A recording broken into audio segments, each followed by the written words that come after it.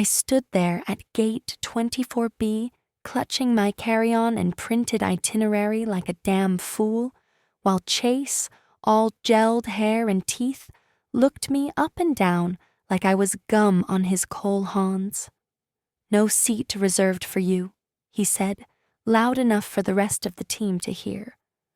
There was a chuckle from Jenna in events. Someone behind me whispered, "Wait, is she not coming?" I felt every eye on me, dozens of corporate zombies in matching polos and branded lanyards, pretending not to stare while devouring the scene like it was happy hour gossip. My mouth went dry. I blinked at the flight monitor, still half believing this had to be some sort of mistake. I'd booked the charter block myself. I'd coordinated every single hotel room, dietary restriction, welcome bag, transportation detail, and speaker cue sheet. I had the backups printed in color-coded folders. I double-checked Chase's own travel profile 3 times because the man couldn't remember his TSA pre-check number if it was tattooed on his forehead. And now he was looking at me like I was some intern who'd wandered into the wrong terminal. "Chase," I said calmly, "my itinerary is right here. I was confirmed on this flight," and he held up a finger and cut me off like I was Alexa malfunctioning. "Yeah, Ops didn't sign off your name on the final list," he said, dragging out each word with that smug, condescending rhythm he always used when he was trying to sound managerial. "I guess you didn't make the cut. Maybe next time."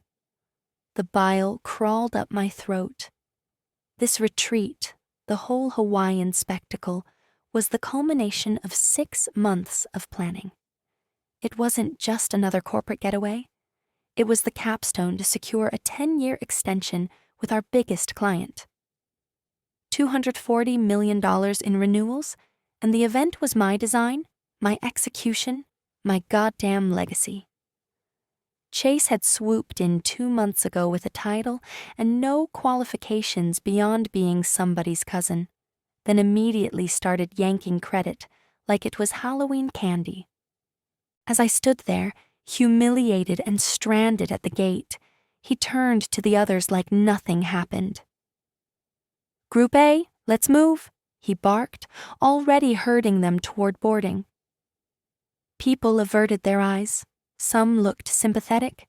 None stepped in. Corporate solidarity in action. Don't rock the boat, especially when the VP's got the megaphone. My hand didn't shake as I pulled out my phone. I didn't scream. I didn't chase him down. I didn't cry, though that part I wouldn't have judged myself for.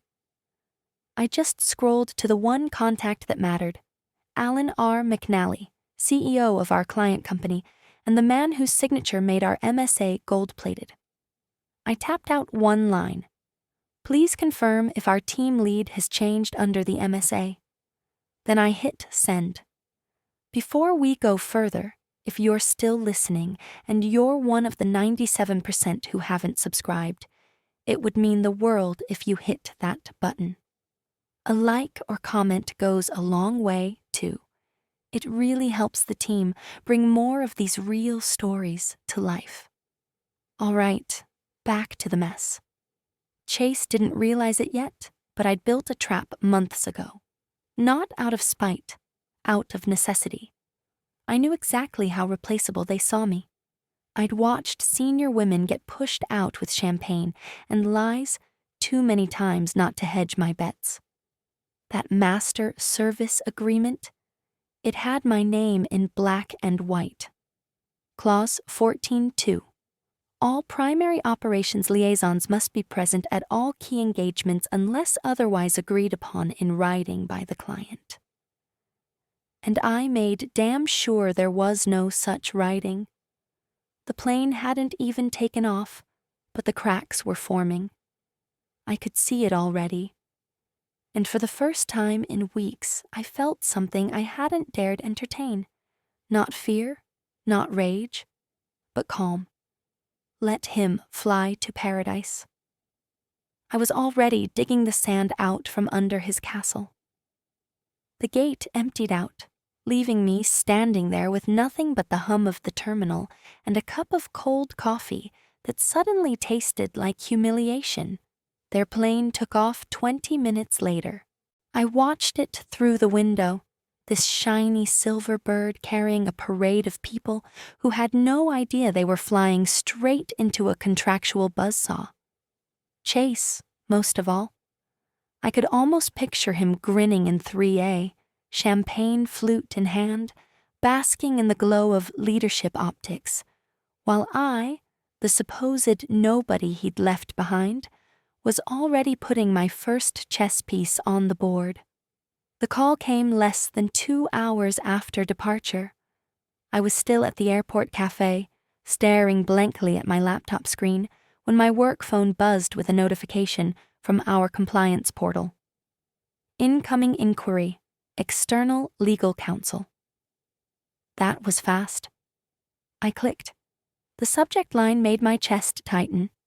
MSA clause, clarification, personnel continuity. They hadn't even checked into the hotel yet, and the client's legal team was already knocking. They wanted to ensure all designated personnel listed in Exhibit C were in attendance at the scheduled engagement. Translation: someone tipped them off. I hadn't told them I'd been cut from the trip, but my one-line message to Alan had been enough. They were suspicious, and suspicion was exactly what I needed. I opened my archive. Years of notes, drafts, red lines, and then, carefully, deliberately, I began forwarding selected sections of the Master Service Agreement to our internal compliance inbox. The one every department head knew was monitored by our general counsel and flagged for board review. Clause 14.2 went first, highlighted in yellow. All personnel designated as operational leads in Exhibit C shall be present at all major client engagements.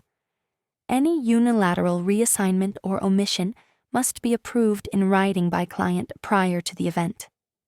I added one short comment under the forwarded document. Seeking clarification on applicability to current event. No accusations. No hysteria. Just enough context to light the fuse. My laptop chimed again. This time it was social media. I shouldn't have clicked, but curiosity won. And there he was, Chase, smug and oblivious, posting a photo from first class with the rest of the execs. Everyone holding up glasses, faces plastered with fake joy, captioned, "Leadership in Paradise. Here's to sealing the next decade." I almost laughed. Leadership? The man couldn't negotiate a vendor invoice without crashing a payment system, but he was too busy playing influencer to realize he'd just published photographic evidence of a breach in progress. I screenshot it, of course, twice. Once for my personal archive, once for the folder I'd labeled Post-Departure Review. By mid-afternoon, the rumblings inside the company had started. A senior analyst I trusted from finance texted me. "What the hell happened? Legal is asking who authorized the travel manifest." A second message followed 5 minutes later.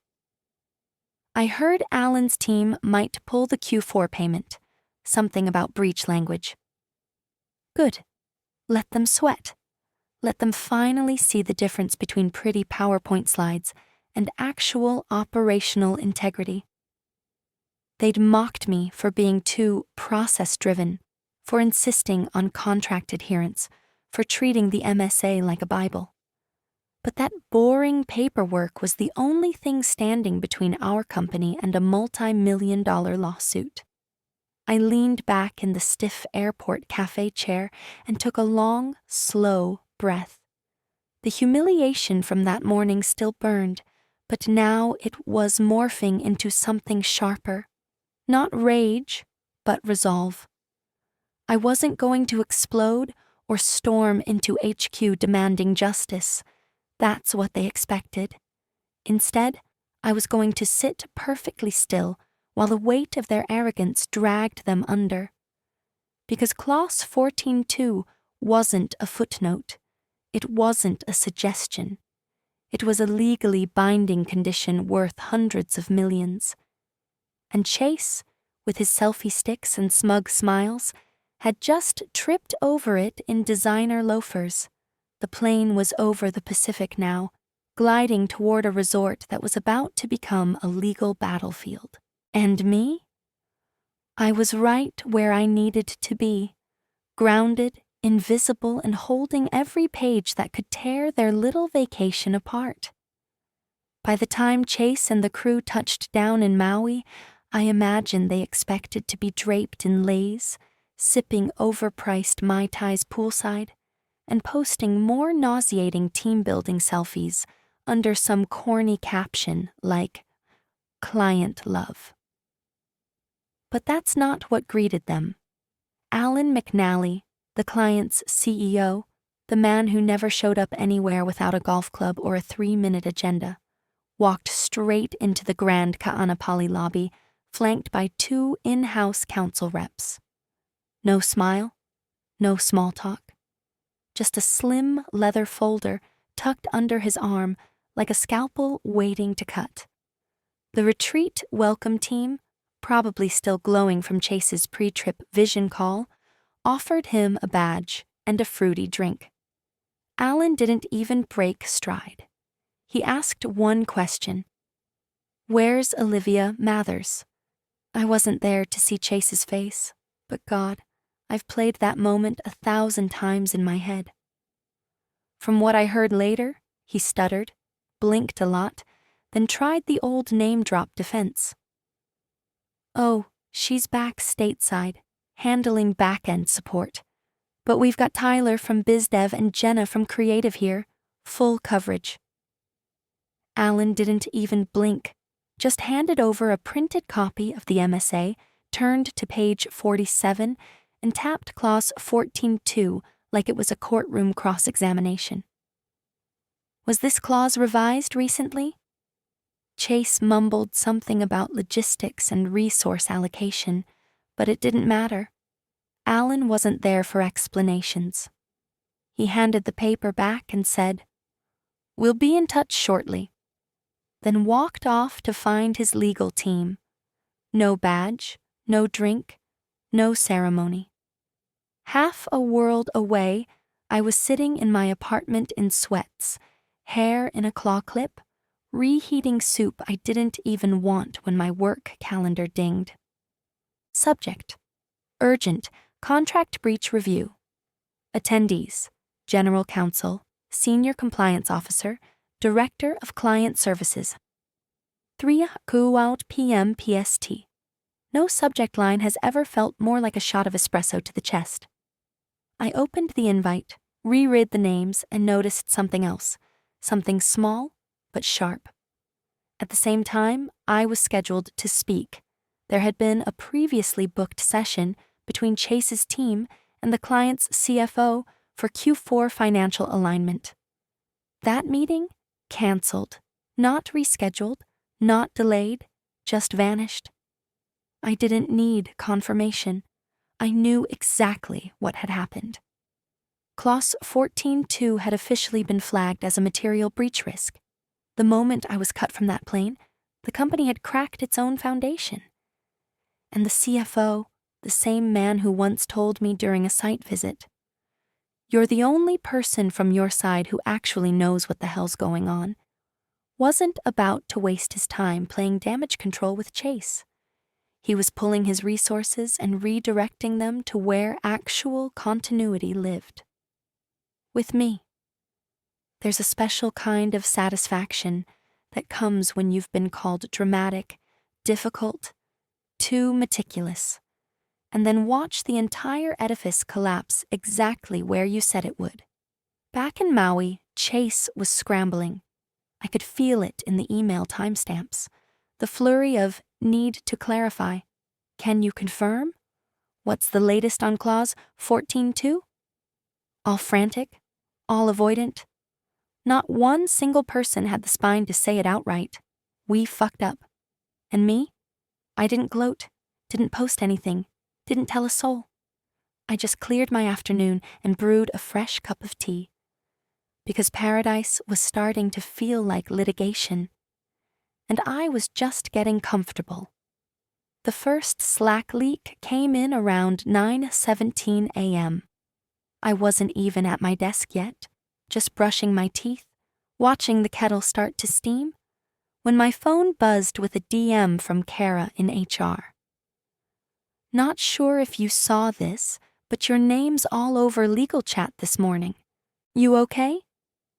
I opened the screenshot she sent and nearly choked on my toothpaste.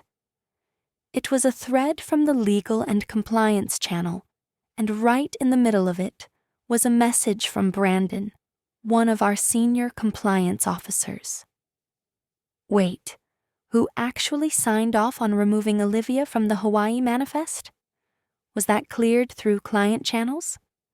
Clause 14.2 specifically names her. There were no answers in the thread, just a slow-motion meltdown. You could almost see the tumbleweed of accountability roll across the screen. One emoji reaction, then another, then silence. By 10:03, there were already a dozen backdoor messages flying around. Kara again?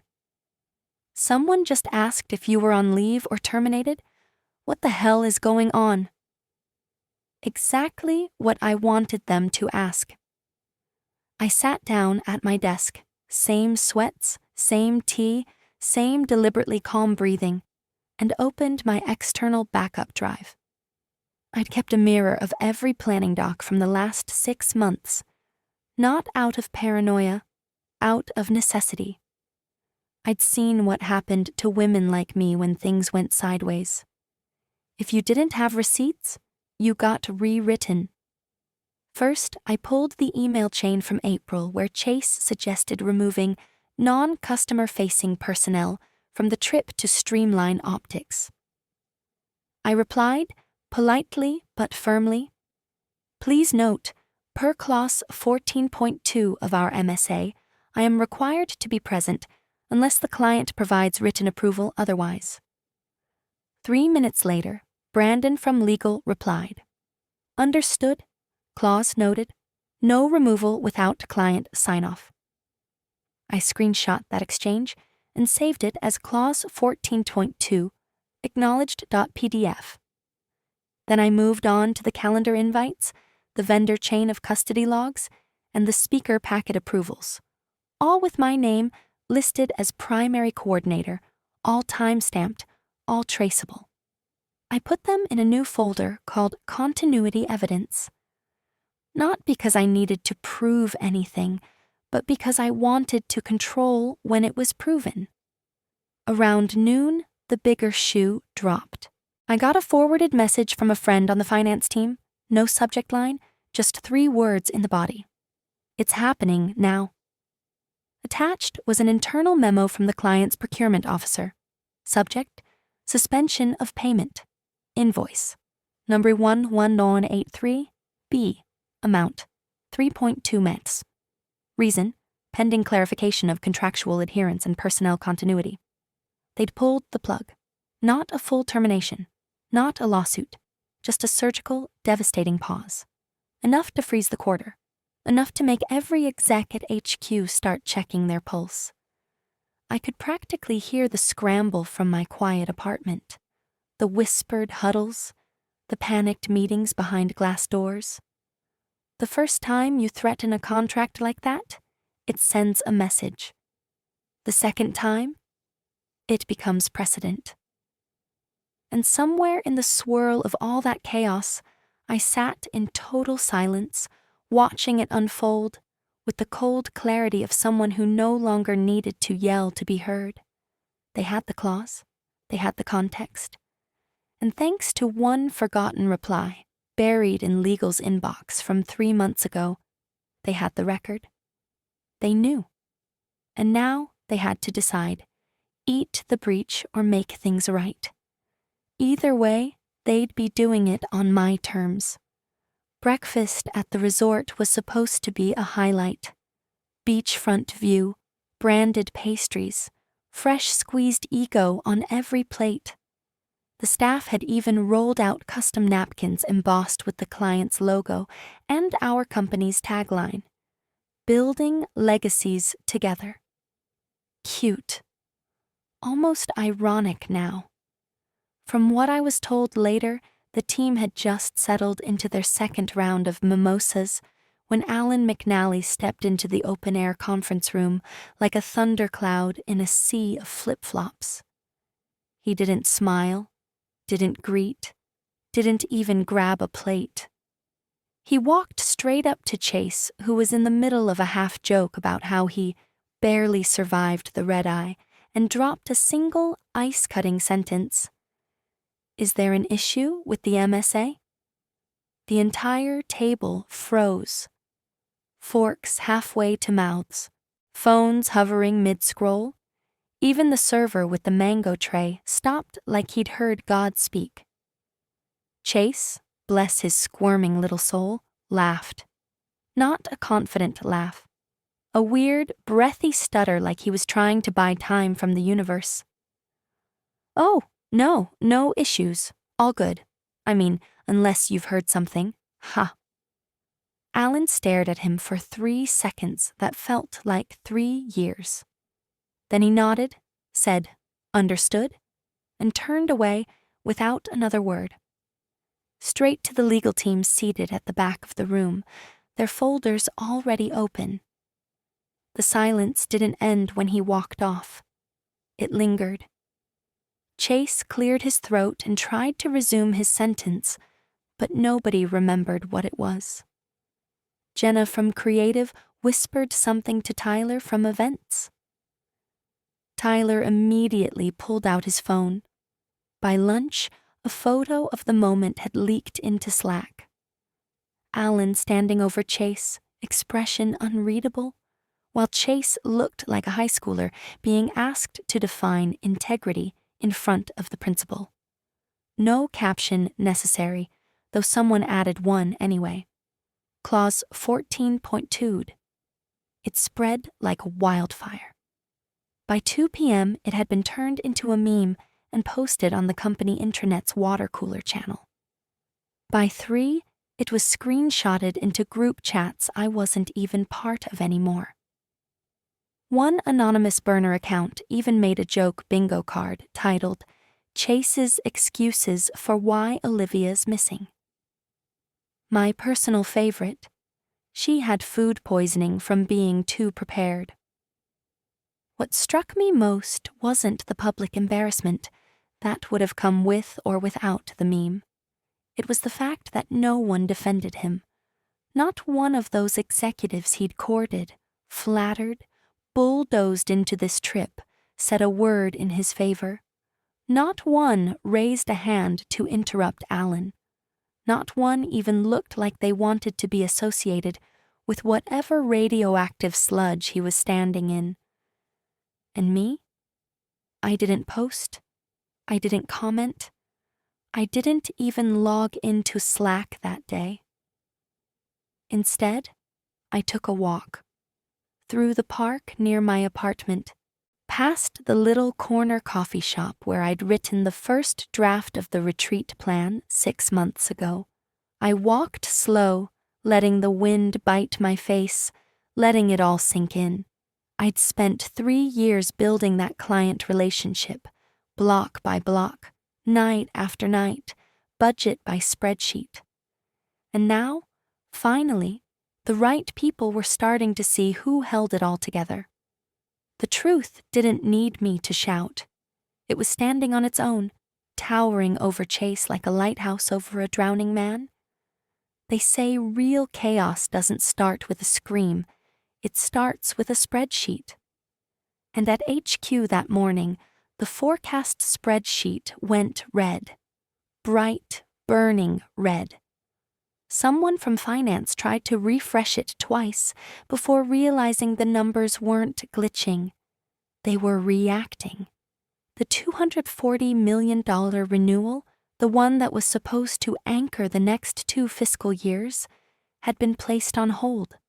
The procurement freeze from the client's side triggered a dozen cascading failures in our internal systems.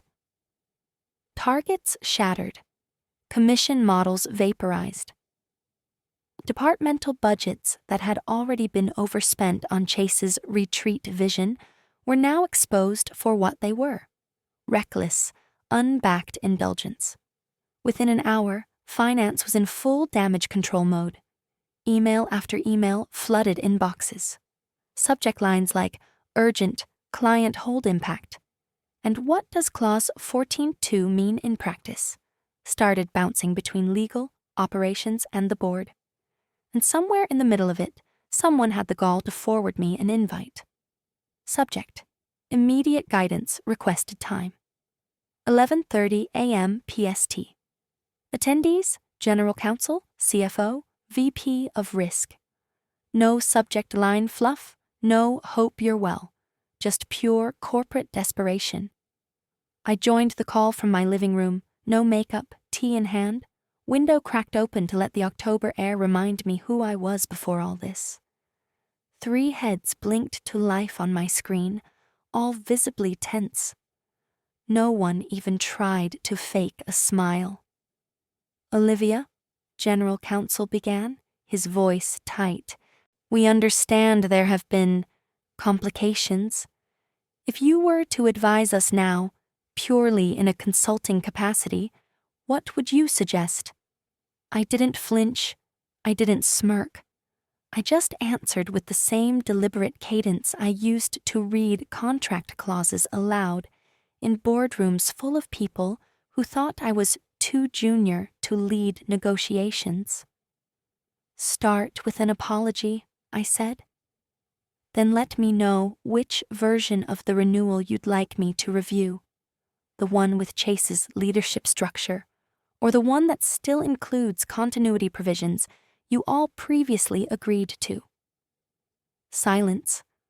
Not even a throat clear. I let it hang. That was the power of the pause. The kind of silence you earn, not by yelling, but by being the only one in the room who still holds the map. The CFO finally unmuted. Are you open to helping us stabilize this, even now? I met his gaze through the screen, then glanced just briefly at another window behind my Zoom tab, a signed, time-stamped NDA from the client. Allen's company.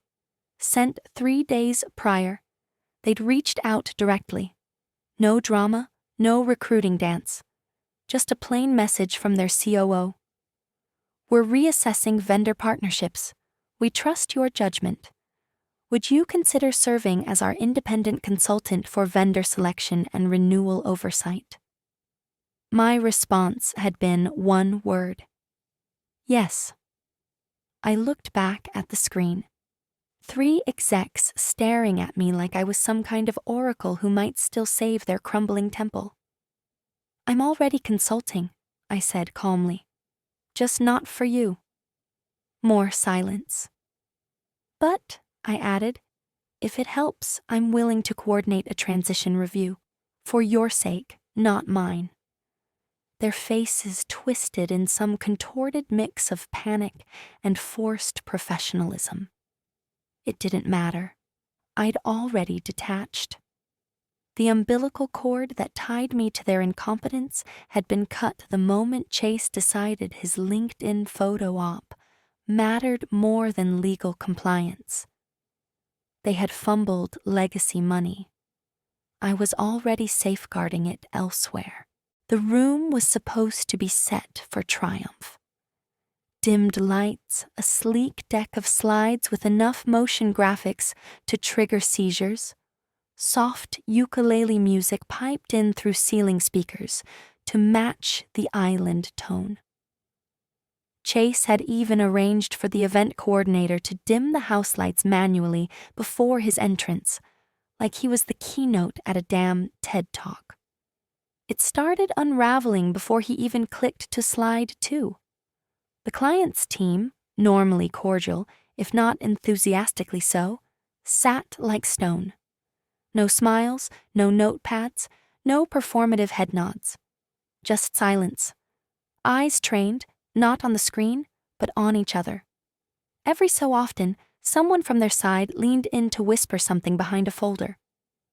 No one interrupted Chase. No one asked a question.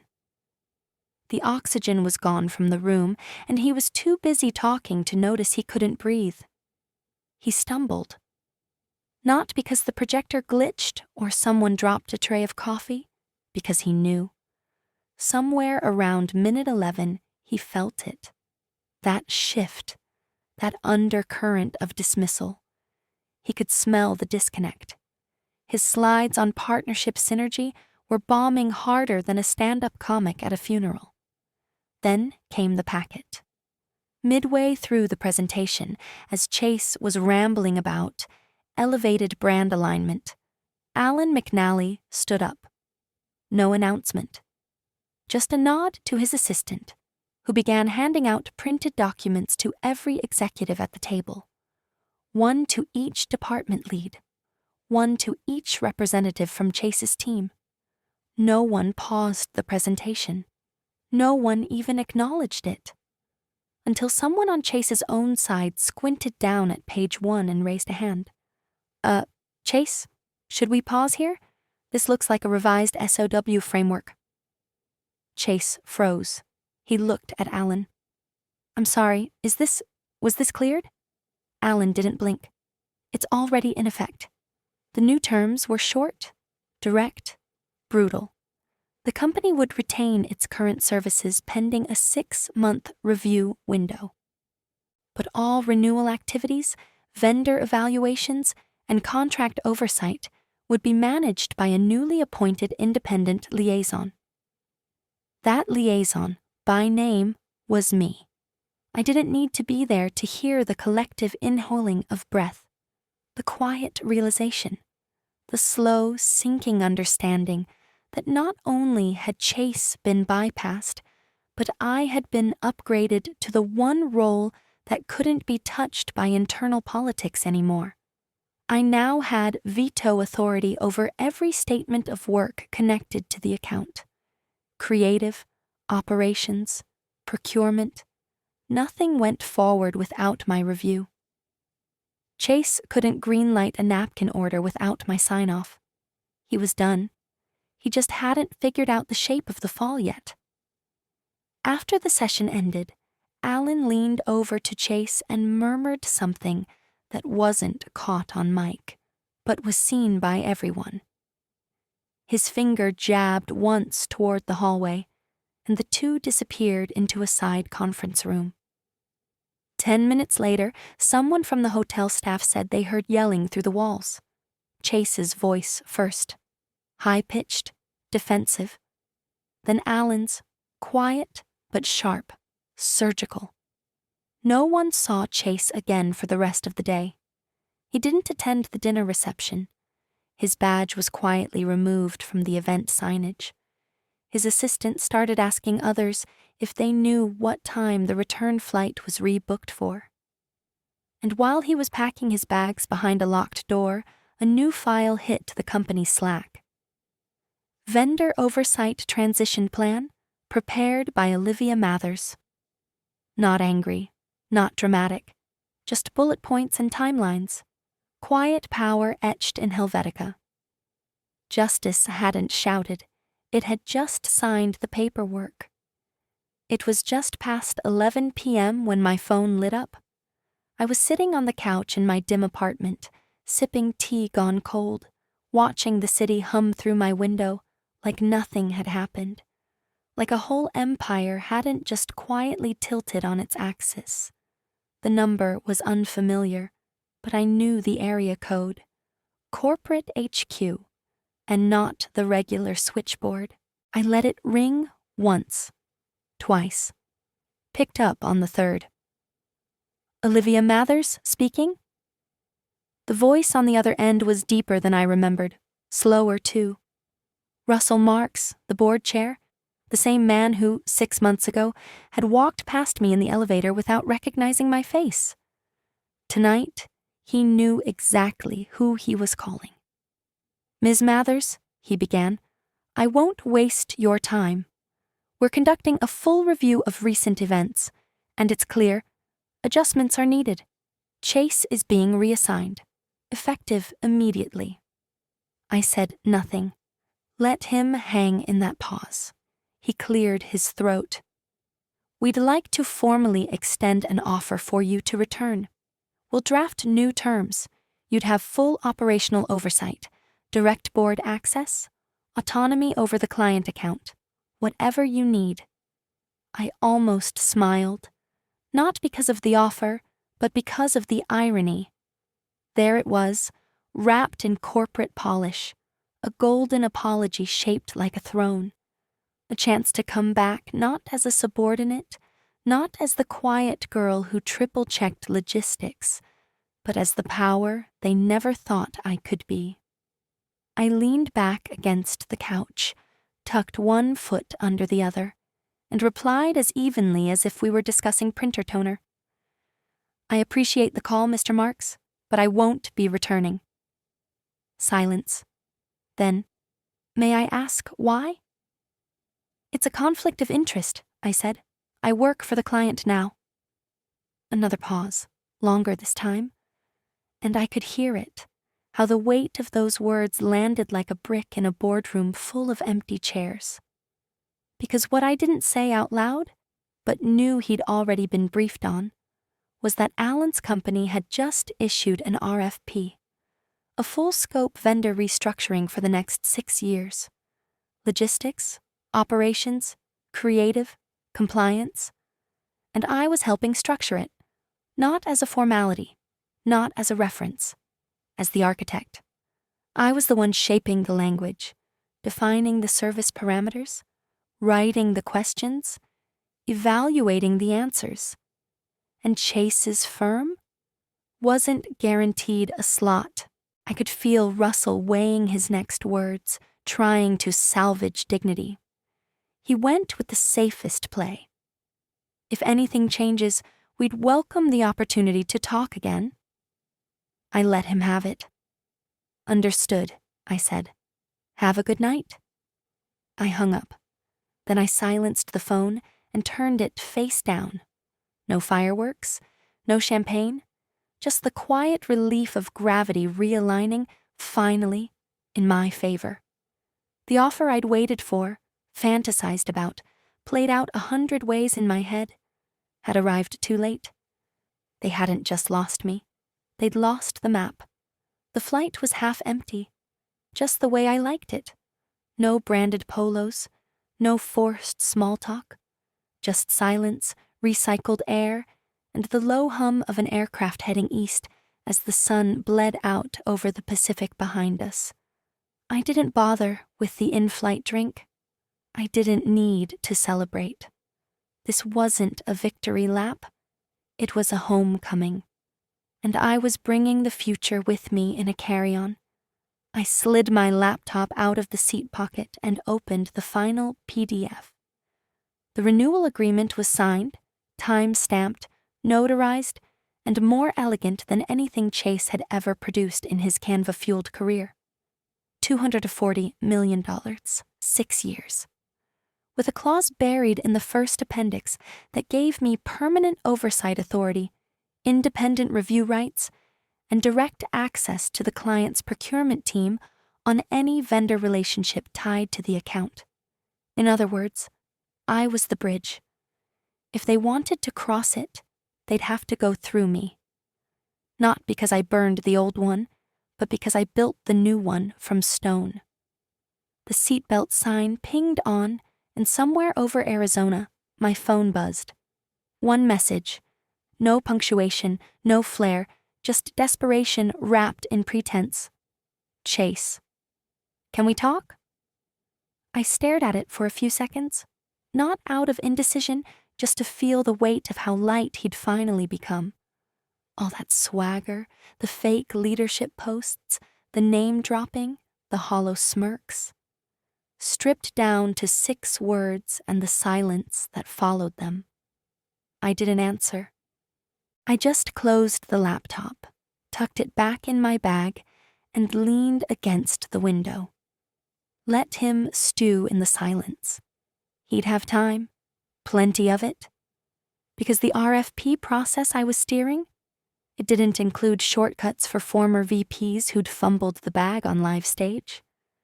By the time the plane landed, I'd already blocked the number.